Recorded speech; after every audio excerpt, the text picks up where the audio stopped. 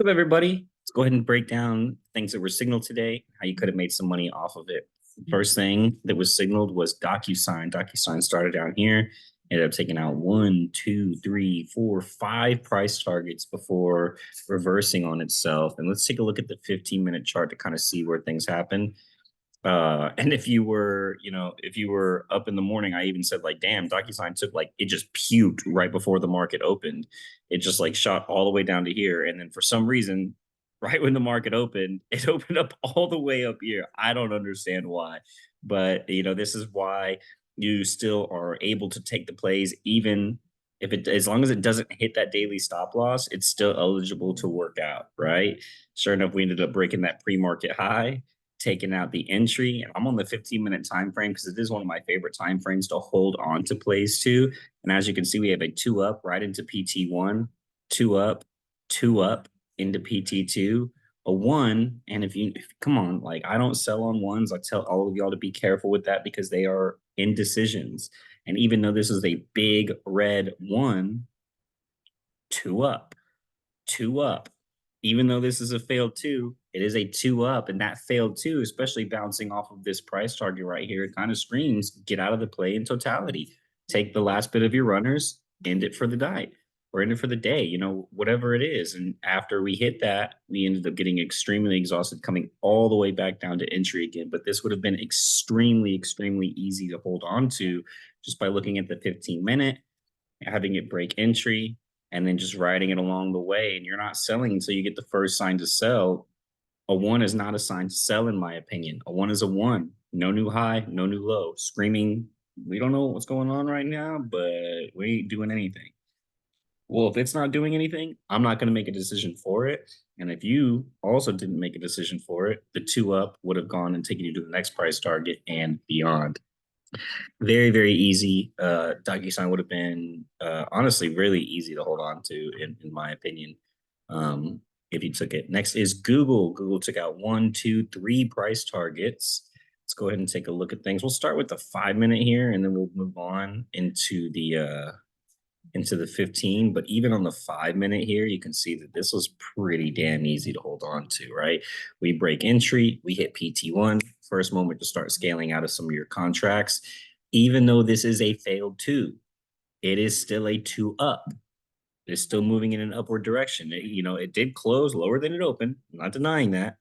But the next candle was a one and then a two up. So whenever this happens, I don't like to sell unless we break that two to the downside and create a two down. There's no two down created.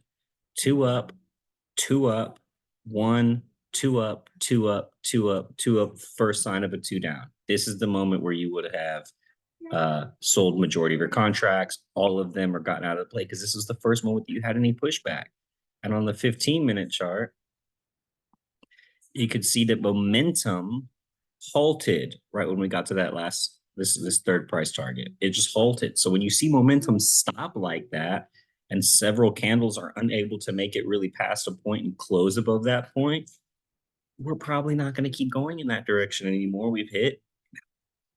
It's keeping us down, and we know about the algorithms. Watch the last video, you know exactly where it was and everything like that. So Google would have been extremely, extremely easy to hold on to as well, even on something like the 5-minute chart.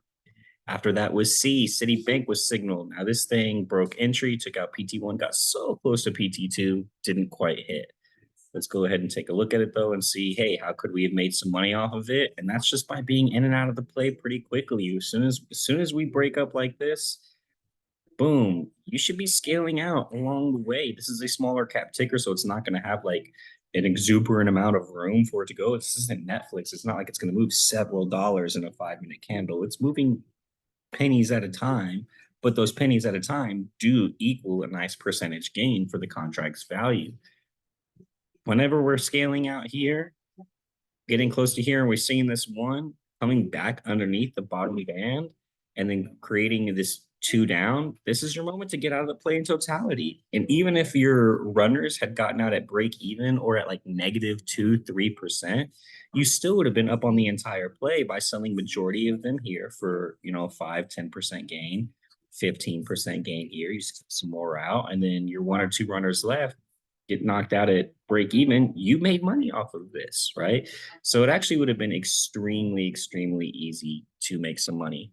SPY wouldn't have traded this all day because we were just inside of an inside day already. Inside day, inside day, that pressure is just building up. SPY is going to break out of this little zone for sure. Which way? Hey, we'll see when it happens.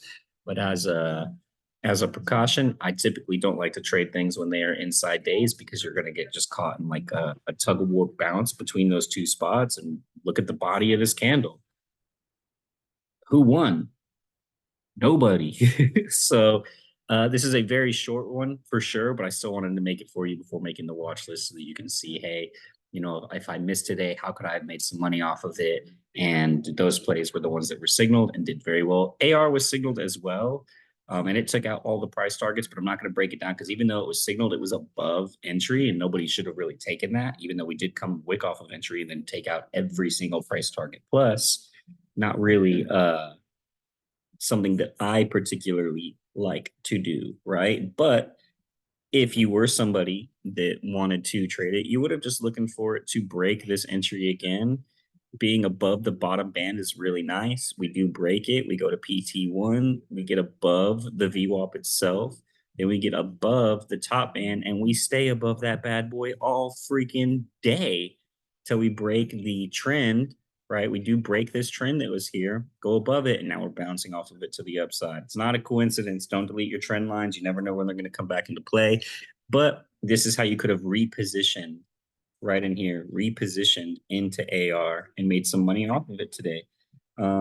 Congrats to those that did make some money. I can't wait for us to continue to make some money tomorrow, the next day, the next day, the next day, and beyond as we keep crushing Q2 together. All right. God bless, and I will see you soon. Peace.